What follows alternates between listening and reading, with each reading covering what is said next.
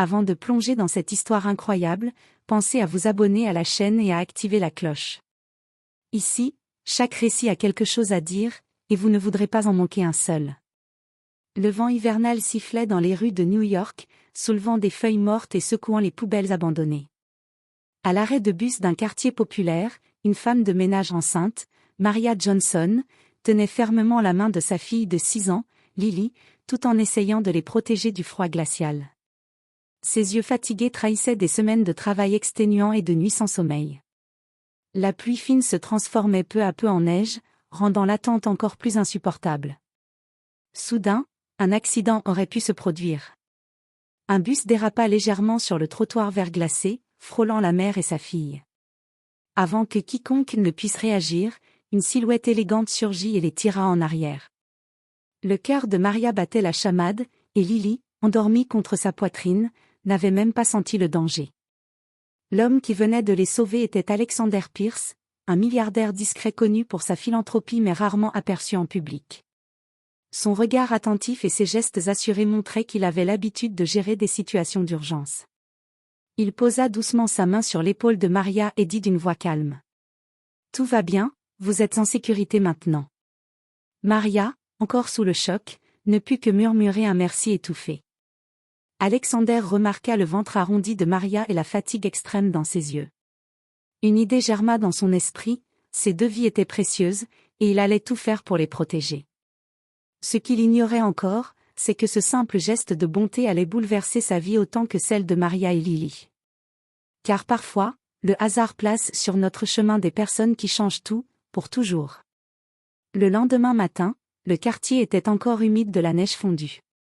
Maria Johnson peinait à avancer dans les rues glaciales, son ventre rond la ralentissant. Lily, emmitouflée dans son manteau, dormait profondément contre elle, épuisée par une nuit agitée. Maria avait une longue journée de ménage qui l'attendait, mais l'accident de la veille lui trottait encore dans la tête.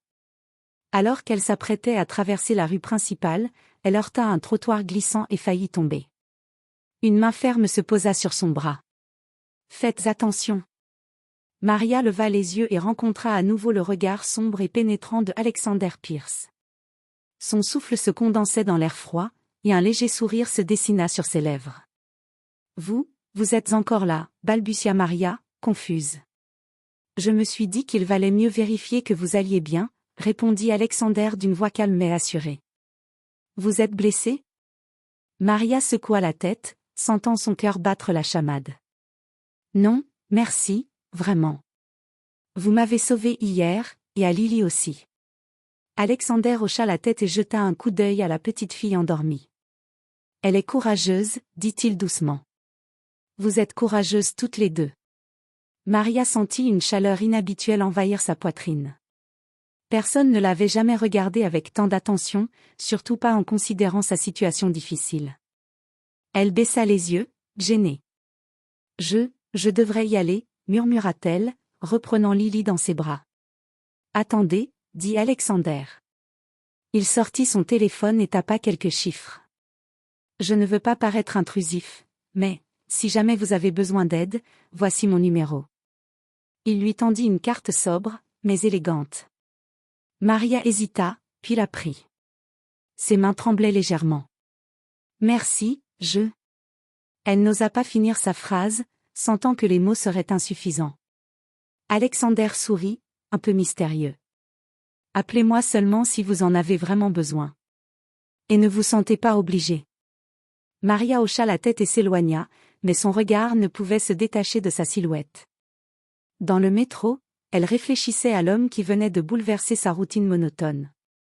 Qui était-il vraiment? Pourquoi ce milliardaire semblait-il si humain, si proche, si vrai? Pendant ce temps, Alexander observait la rue depuis sa voiture garée. Il savait qu'il ne s'agissait pas d'une rencontre anodine. Il avait senti quelque chose en Maria, quelque chose de rare, la force tranquille d'une femme prête à tout pour protéger sa fille, un courage que l'argent ne peut l'acheter. Il était prêt à aller plus loin que le simple sauvetage. Car parfois, sauver quelqu'un n'est que le début d'une histoire qui transforme tout, y compris lui-même. Les jours qui suivirent, Maria Johnson ne pouvait s'empêcher de repenser à Alexander Pierce. Chaque matin, en emmenant Lily à l'école, elle revivait la scène du sauvetage. Pourtant, elle avait refusé de l'appeler, se disant que sa vie ne devait pas dépendre d'un milliardaire inconnu. Mais le destin avait d'autres plans. Un après-midi, alors que Maria sortait d'un supermarché avec ses sacs remplis de provisions, elle entendit une voix familière derrière elle. « Maria! Attendez !» Elle se retourna et vit Alexander, son manteau impeccable, son regard attentif et son sourire rassurant. Lily jouait à ses pieds, tirant doucement sur la manche de sa mère. « Alexander, que faites-vous ici ?» demanda Maria, surprise et un peu méfiante. « Je passais par là, et je me suis dit que je pourrais vous aider avec ces sacs. » Il s'avança et prit quelques sacs de ses mains. Maria sentit son cœur s'emballer. Personne ne l'avait jamais aidé ainsi sans rien attendre en retour. « Vous n'aviez pas là ?» murmura-t-elle, coupée par un sourire discret de lui. « Je sais, » répondit-il. « Mais je voulais. » Il hésita un instant, puis ajouta, « voir si vous alliez bien. » Et Lily aussi. Lily leva les yeux et sourit timidement. « Bonjour », dit-elle doucement. Alexander s'agenouilla pour être à sa hauteur. « Bonjour, petite princesse. Comment ça va à l'école ?» Lily gigota mais répondit avec enthousiasme. « Bien. Mais maman est toujours fatiguée. » Maria sentit un pincement au cœur. Ce n'était pas facile d'être seule avec un enfant, surtout enceinte et travaillant si dur. Elle baissa les yeux et murmura, « Oui, fatigue et travail, c'est tout. » Alexander posa une main sur son bras avec délicatesse. « Vous n'êtes pas seule, Maria. Même si vous pensez l'être, je peux aider. » Maria sentit un mélange de gratitude et de gêne. « Vous êtes gentil. » « Gentil, ou peut-être un peu curieux, » dit-il avec un sourire malicieux. « Je veux en savoir plus sur vous. Vous êtes courageuse. Et j'aimerais comprendre votre histoire. » Maria sentit son souffle se couper. Elle n'était pas habituée à ce qu'on s'intéresse vraiment à elle, pas à ce point. Pourtant, quelque chose dans la voix d'Alexander la rassurait. « Je ne sais pas si c'est une bonne idée, » murmura-t-elle. « Je ne veux rien forcer, » répondit-il doucement. « Juste, apprendre à connaître une femme incroyable et sa fille. » Pendant quelques secondes, Maria resta silencieuse, son regard posé sur Lily, puis sur Alexander. Elle se rendit compte que ce milliardaire mystérieux, si loin de son monde quotidien, pourrait être une lumière dans sa vie difficile. Et pour la première fois depuis longtemps, elle pensa que peut-être, l'avenir n'était pas uniquement fait de fatigue, de travail et de solitude. Quelques semaines avaient passé depuis leur rencontre à l'arrêt de bus. Alexander Pierce avait tenu sa promesse. Il appelait Maria uniquement lorsque c'était nécessaire, mais il avait trouvé d'autres façons de veiller sur elle et Lily. Des courses livrées discrètement à leur appartement, des messages attentionnés pour s'assurer qu'elle allait bien, tout en restant dans l'ombre. Maria, de son côté, se surprenait à attendre ses appels. Chaque message de lui faisait battre son cœur plus vite, mais elle gardait une certaine prudence. L'argent et le statut d'Alexander l'impressionnaient, et elle savait que sa vie n'était pas faite pour ce monde de luxe. Un samedi matin, alors qu'elle promenait Lily dans le parc pour profiter d'un peu de soleil, Alexander apparut soudain, comme par magie. « Je me suis dit que vous apprécieriez un peu de compagnie ?» dit-il avec un sourire, tout en s'asseyant sur un banc à côté d'elle. Lily courut vers lui et s'accrocha à son bras. « Alex » dit-elle avec enthousiasme. Maria rougit légèrement. « Vous ne deviez pas venir » murmura-t-elle. « Et manquer l'occasion de voir ses sourires ?»« Impossible » répondit-il. « Vous savez, je ne veux pas seulement vous protéger. Je veux être présent, même si ce n'est que de loin. » Ils passèrent l'après-midi à discuter. Alexander écoutait Maria raconter ses journées harassantes de ménage, ses espoirs pour Lily, et même ses petites peines du quotidien. Il n'y avait ni jugement, ni pitié, seulement une attention sincère qui réchauffait Maria plus que n'importe quel manteau. Pourtant, tout n'était pas simple. Maria sentait le poids de sa réalité, un appartement modeste, un travail épuisant, une grossesse à gérer seule, et la peur qu'Alexander, avec son monde de privilèges, ne puisse jamais vraiment comprendre ses difficultés. « Vous savez, » dit-elle en baissant les yeux, « je n'ai jamais eu quelqu'un qui s'intéresse autant à nous. Alexander prit doucement sa main. Vous méritez mieux que des regards indifférents. Vous méritez respect, sécurité et bonheur. Maria sentit un frisson parcourir son corps. Mais avant qu'elle ne puisse répondre, un bruit retentit, un groupe de voisins commença à murmurer et à lancer des regards indiscrets. Le murmure atteignit les oreilles d'Alexander. Regardez qui est là, la femme enceinte avec le milliardaire. Maria sentit la gêne et la honte la submerger. Son monde et celui d'Alexander semblaient être séparés par un abîme insurmontable.